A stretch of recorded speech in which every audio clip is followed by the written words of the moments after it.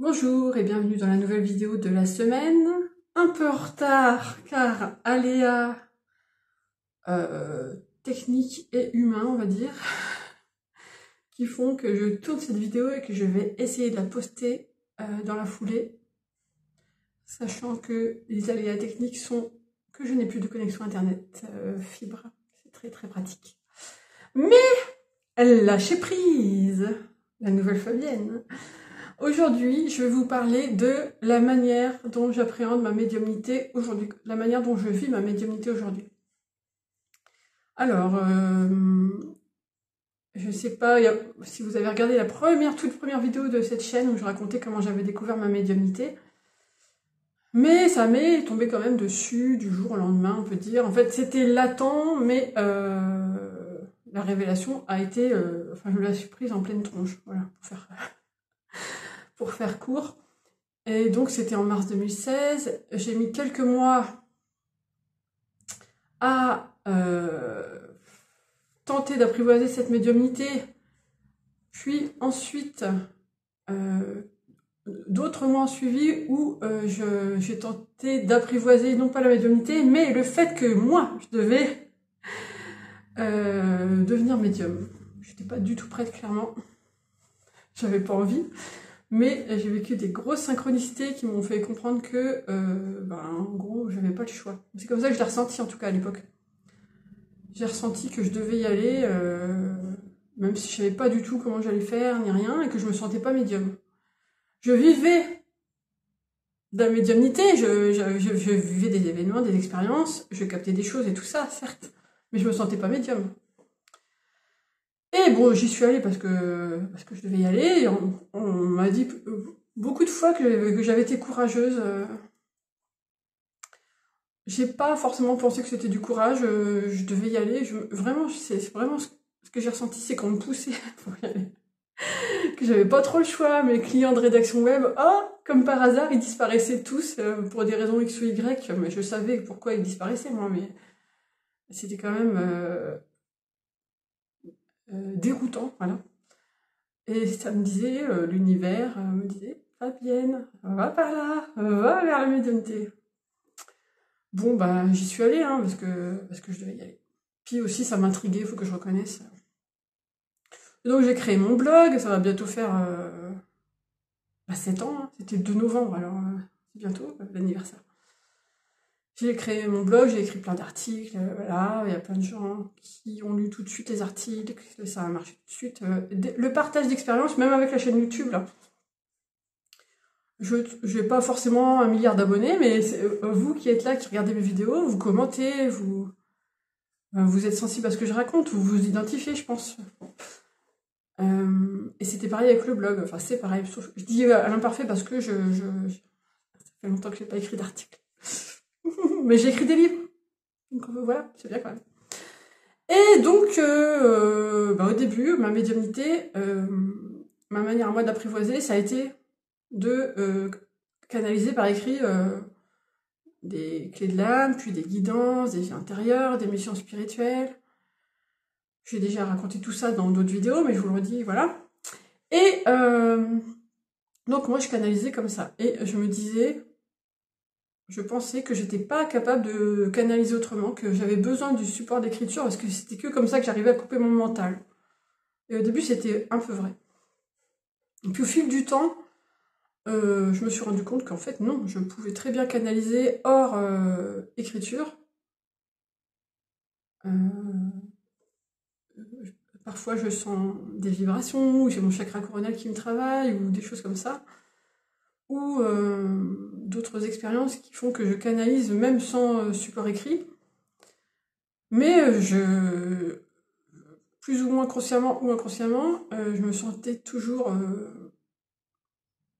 presque illégitime comme médium. Je sais pas si illégitime c'est peut-être fort, parce que je canalisais quand même des choses justes pour mes clients, mais et ça coinçait. En fait, ce qui coinçait, c'est que déjà je me comparais avec d'autres médiums que je trouvais fabuleux, dont mon cher Christophe Jacob. Je sais qu'il ne faut pas se comparer, c'est ce que je dis aux autres, mais voilà, là je pouvais pas m'empêcher, et je voyais bien que on boxait pas dans la même catégorie. Enfin, c'est ce que je pensais. Mais en fait, parce que Christophe n'est plus là, enfin, il n'est plus dans le monde physique, mais on avait juste des manières différentes d'être médium, mais voilà, ça ne voulait pas dire que j'étais moins bien, voilà.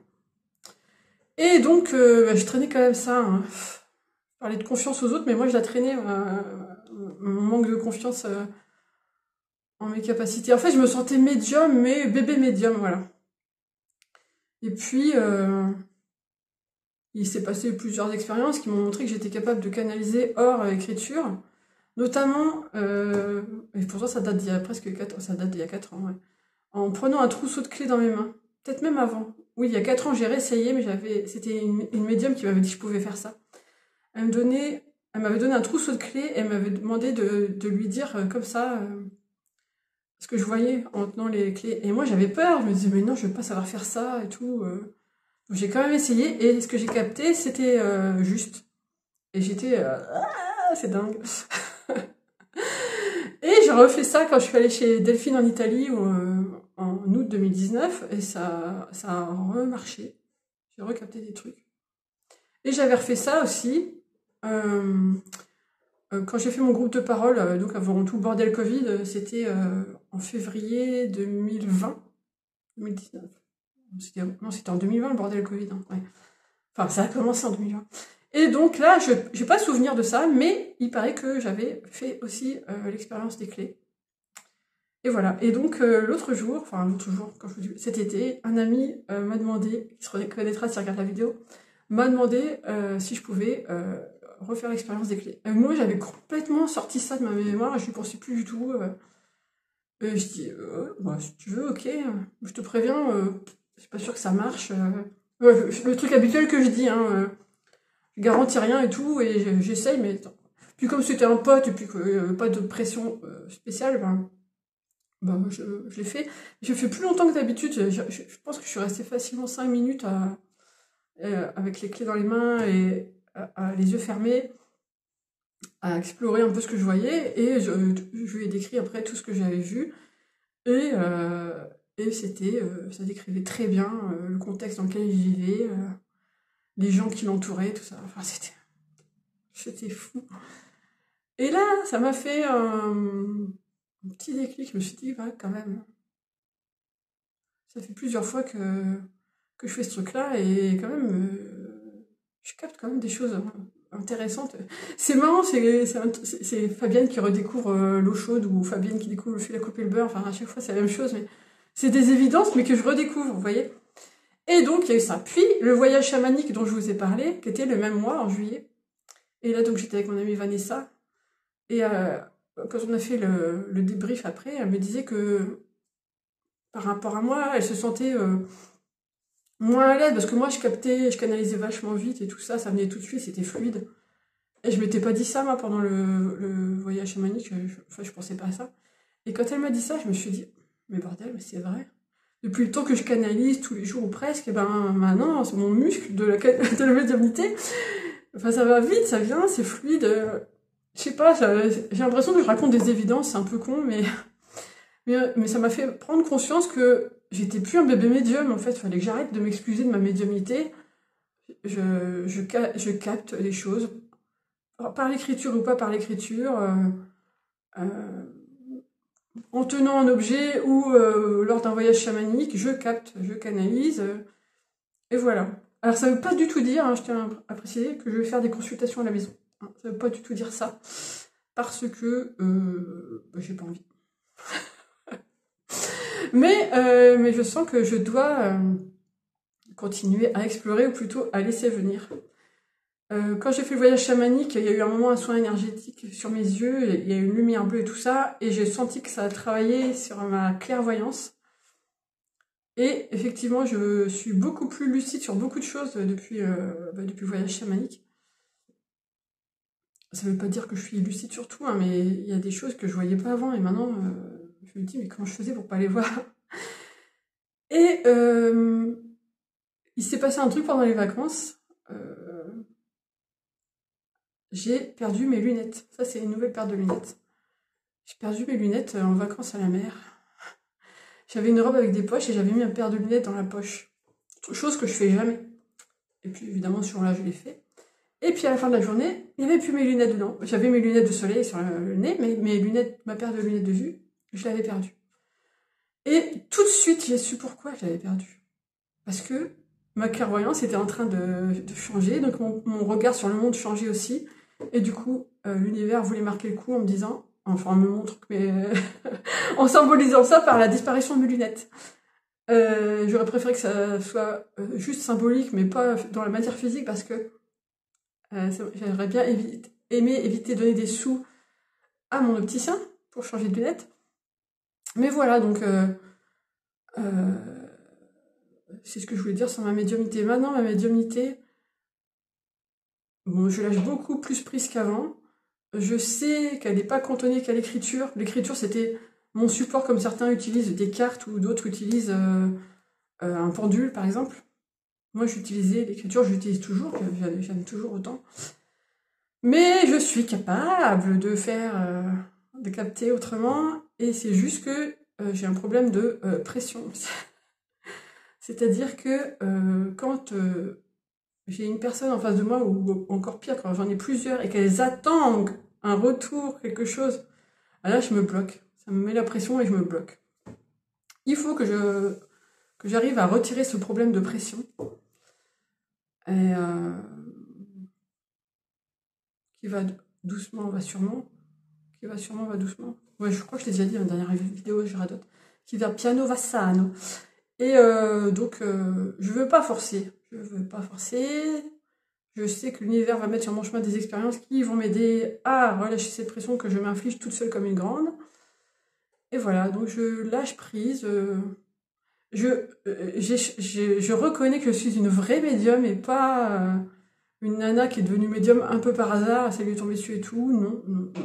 J'accepte ma médiumnité, j'accepte qu'elle est en moi depuis longtemps, mais que j'étais pas prête avant ou que je la voyais pas. J'accepte que je peux canaliser beaucoup de choses. J'accepte que c'est encore en développement. Ça, le chaman, il me l'a dit aussi. Hein. Et c'est pas le premier à me le dire. Ce qui me rajoute aussi une pression. Vous voyez, ça, c'est une pression que je me mets sur les épaules moi-même. Il n'y a pas besoin, hein.